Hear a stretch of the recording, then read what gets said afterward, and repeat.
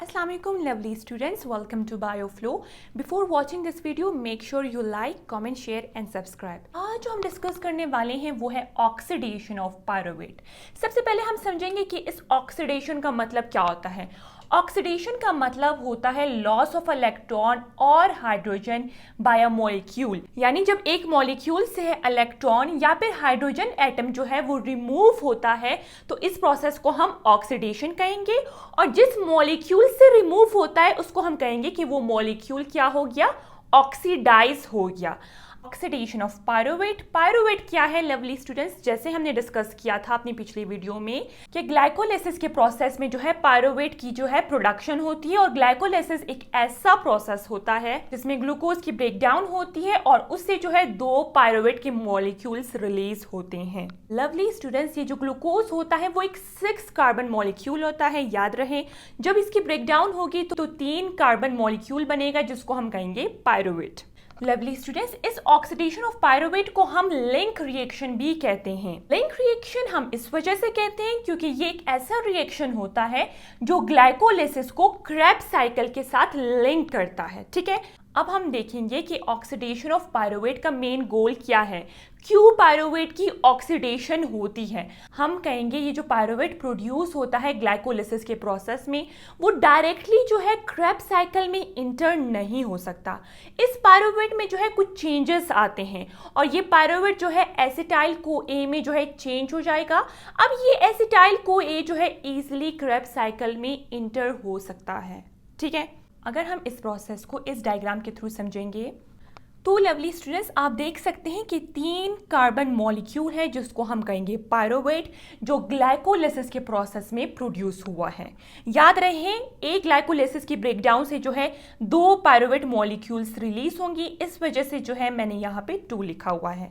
Lovely students आप देख सकते हैं जो C डबल बॉन्ड O है जिसको हम कहेंगे कार्बोऑक्सिल ग्रुप, ये जो है पायरुवेट से जो है वो रिलीज हो जाएगा जिसको हम कहेंगे डी कार्बोऑक्सिलेशन। डी का मतलब होता है रिमूवल और कार्बोऑक्सिलेशन का मतलब है कि कार्बोऑक्सिल ग्रुप जो है वो रिमूव हो गया in the form of carbon dioxide. आप देख सकते हैं एक कार्बन मॉलिक्यूल है और 2 ऑक्सीजन मॉलिक्यूल जो है वो रिलीज हो गए, तो ये कार्बन डाइऑक्साइड के फॉर्म में जो है ये कार्बोऑक्सिल ग्रुप जो है रिलीज होगा। एज अ बाई प्रोडक्ट या फिर वेस्ट प्रोडक्ट ये कार्बन डाइऑक्साइड जो है रिलीज हो जाएगा। जैसे लवली स्टूडेंट्स मैंने आपको बताया कि 2 पायरुवेट के मॉलिक्यूल्स होते हैं, तो आप देख सकते हैं एक पायरुवेट मॉलिक्यूल से भी कार्बन डाइऑक्साइड रिलीज होगा और दूसरे पायरुवेट मॉलिक्यूल से भी कार्बन डाइऑक्साइड रिलीज होगा। तो हम कह सकते हैं टोटल 2 कार्बन डाइऑक्साइड के मॉलिक्यूल जो है वो रिलीज होंगे। याद रहे लवली स्टूडेंट्स, ये जो ग्लाइकोलाइसिस का प्रोसेस था जैसे मैंने आपको बताया ये साइटोप्लाज्म में होता है जिसको हम कह सकते हैं cytosol. Cytosol is a part of cytoplasm.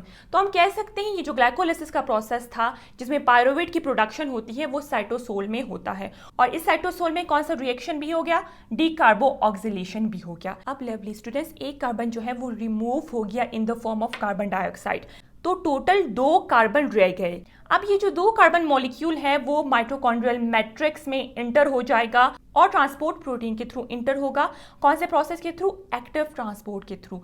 आप देख सकते हैं यहाँ पे जो मैंने लिखा है ना पीडीसी, पीडीसी एक एंजाइम कॉम्प्लेक्स होता है जिसको हम कह सकते हैं पायरुवेट डीहाइड्रोजनेज कॉम्प्लेक्स, जिसको शॉर्ट में हम कह सकते हैं पीडीसी। ये एंजाइम कॉम्प्लेक्स जो है इस मॉलिक्यूल को हेल्प करेगी ताकि ये जो मॉलिक्यूल है वो माइटोकॉन्ड्रिया के अंदर चला जाए। लवली स्टूडेंट्स, इस 2 कार्बन मॉलिक्यूल का एक स्पेसिफिक नाम है जिसको हम कह सकते हैं एसीटेट या फिर एसिड अल्डिहाइड। याद रहे, तो आप देख सकते हैं टोटल 2 एसिड अल्डिहाइड या फिर 2 एसीटेट की प्रोडक्शन होती है। क्यों? क्योंकि 2 पायरुवेट मॉलिक्यूल्स थे, एक पायरुवेट मॉलिक्यूल भी एसीटेट की प्रोडक्शन करेगा, दूसरा पायरुवेट मॉलिक्यूल भी एसीटेट की प्रोडक्शन करेगा जिसको हम कह सकते हैं टोटल 2 एसीटेट के मॉलिक्यूल या फिर टोटल 2 एसिड अल्डिहाइड जो है वो इनसाइड माइटोकॉन्ड्रियल मैट्रिक्स में इंटर हो जाएंगे।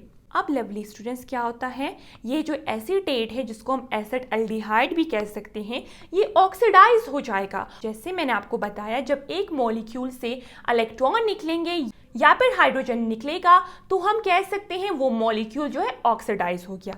आप देख सकते हैं ये जो एसिड अल्डिहाइड या फिर एसीटेट के साथ जो ये हाइड्रोजन एटम अटैच है वो निकल जाएगा और टोटल 2 हाइड्रोजन आयन निकलेंगे तो हम कह सकते हैं ये एसीटेट जो है ऑक्सीडाइज हो गया। अब ये हाइड्रोजन आयन जो है Na- पॉजिटिव के साथ रिएक्ट करेंगे और एज अ रिजल्ट जो है NADH की प्रोडक्शन होगी और ये NADH जो है इलेक्ट्रॉन ट्रांसपोर्ट चेन में आगे यूज होगा।